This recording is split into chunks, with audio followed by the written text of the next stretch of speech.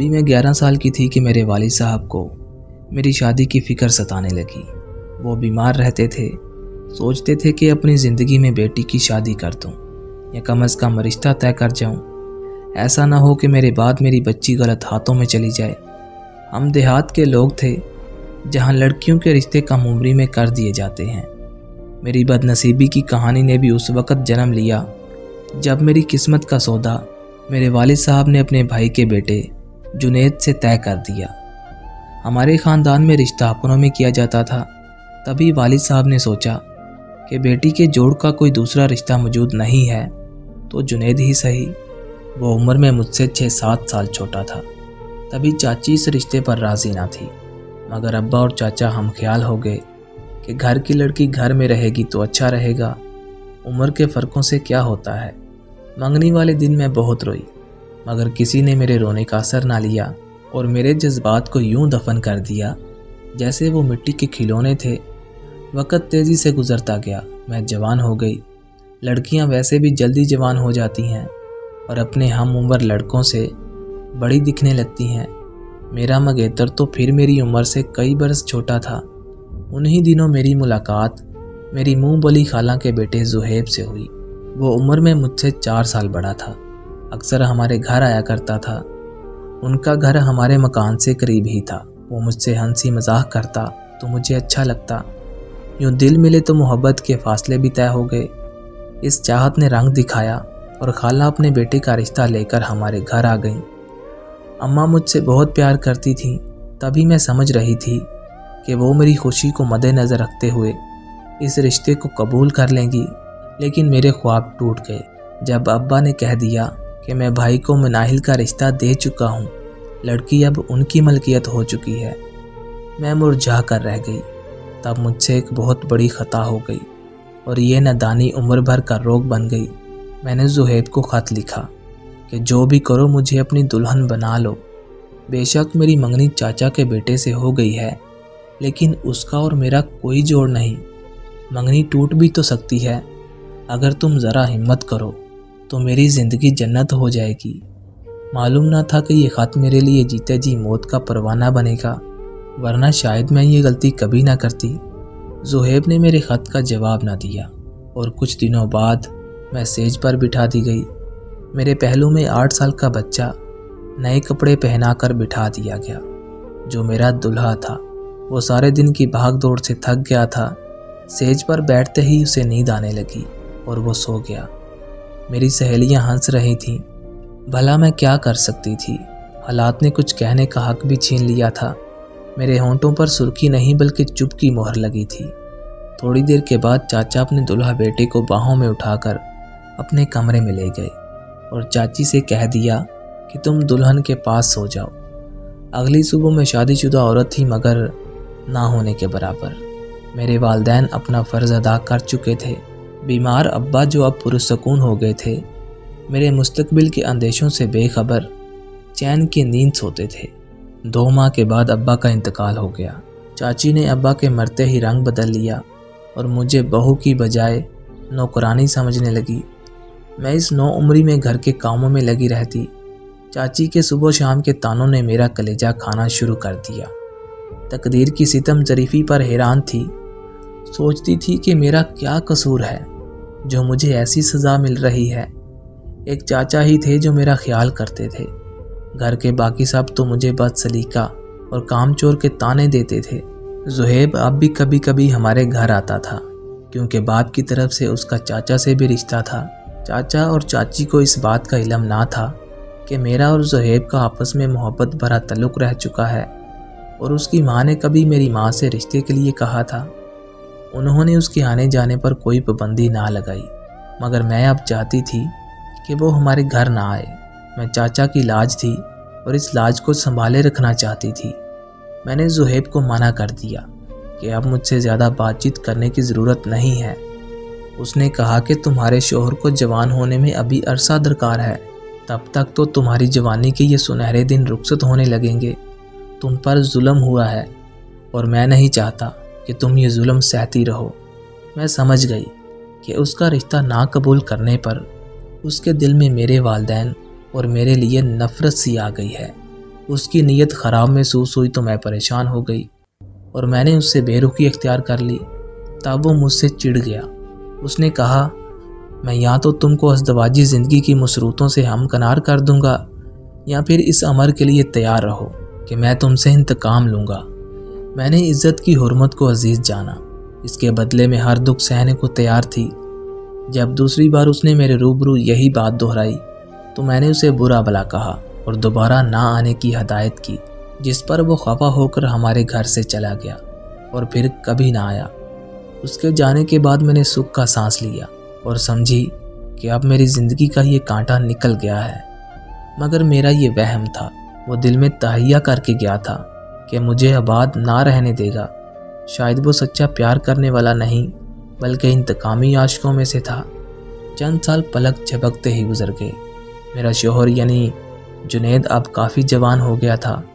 ہم ایک ہی گھر میں رہتے تھے، ایک دوسرے کی ضروریات کا خیال کرتے تھے۔ جنید مجھ سے بہت پیار کرتے تھے۔ اب ان کو میاں بیوی کے رشتوں کے تقاضے سمجھ میں آنے لگے تھے۔ میں اپنی زندگی سے بہت خوش اور مطمئن تھی۔ ایسا لگتا تھا کہ میرے سب دکھ ختم ہو گئے ہیں۔ جوانی میں عمروں کا فرق کچھ ایسا محسوس نہیں ہوتا۔ یہ تو ہمارے دیہات کی پرانی روایات تھیں، ہم لوگ اس چیز کے عادی تھے۔ میں یہ بھول چکی تھی کہ میرا دشمن ابھی تک گھات میں ہے۔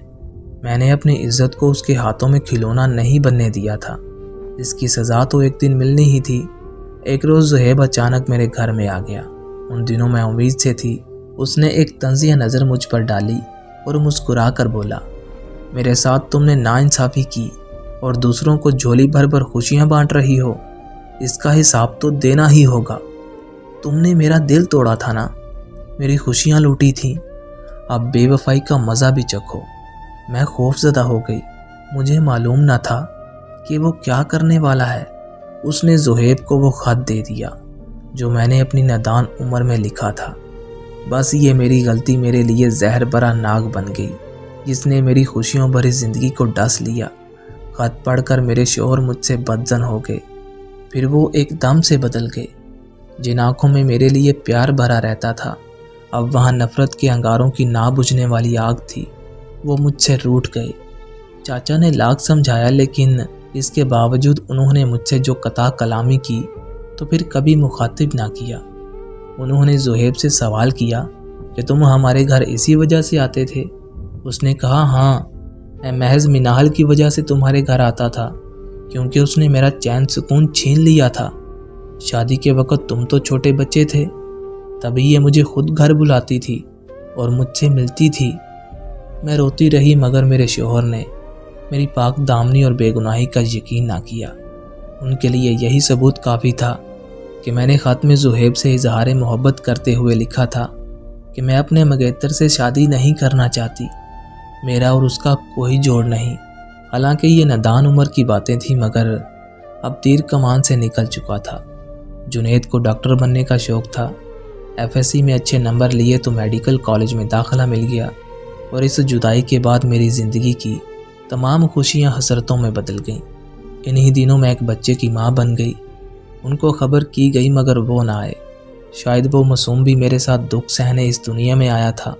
وہ مہینوں بعد کبھی کبھار آ جاتے مگر مجھے اپنی صورت نہ دکھاتے، یہاں تک کہ بیٹی کی طرف بھی نہ دیکھتے، اور میں سوچتی رہ جاتی کہ کتنا سنگ دل باپ ہے جس نے ایک خط کی وجہ سے اپنے بیٹے کو باپ کے پیار سے محروم کر دیا ہے۔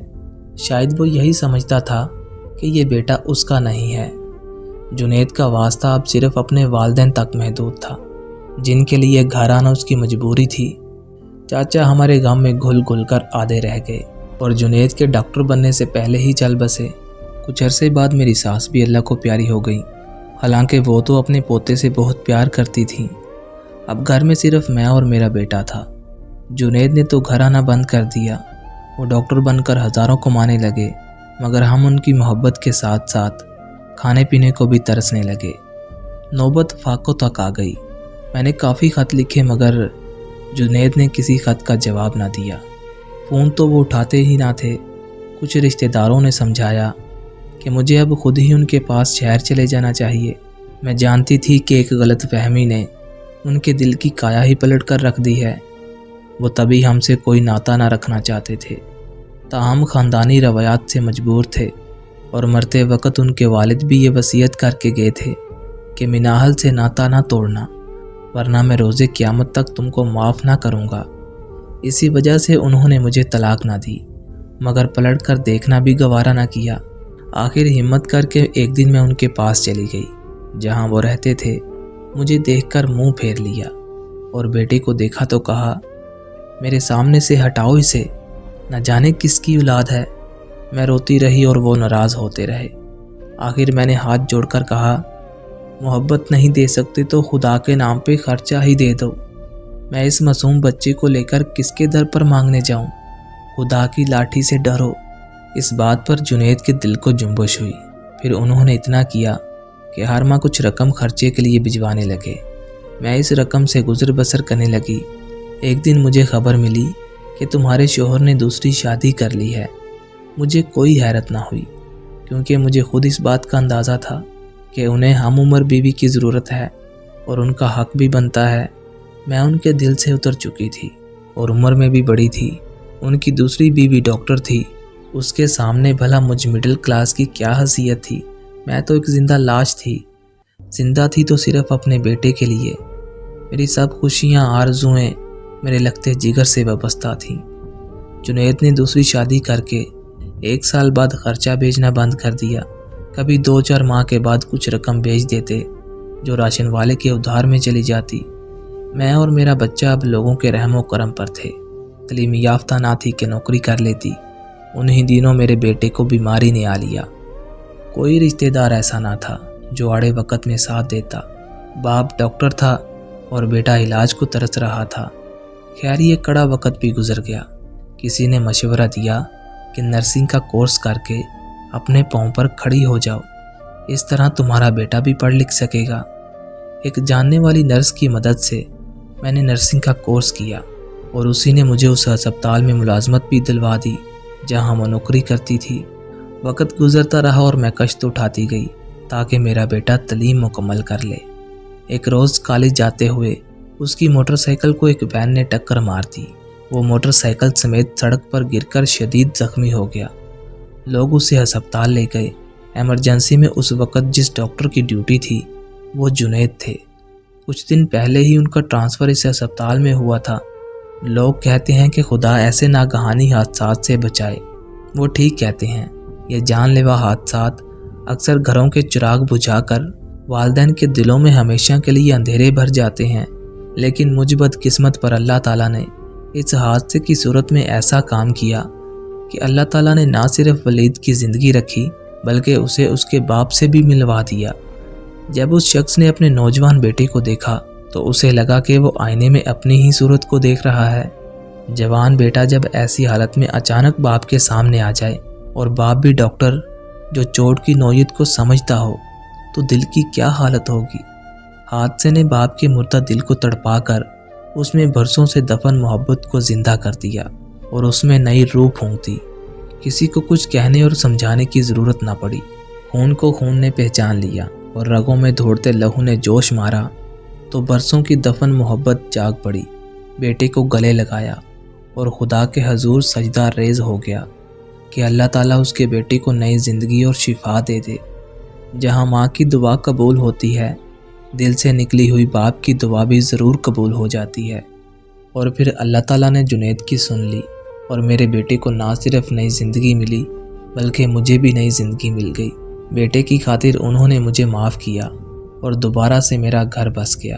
وہ ہمارے گھر بھی آنے جانے لگے جو ان کے والد یعنی میرے چاچا کا گھر تھا۔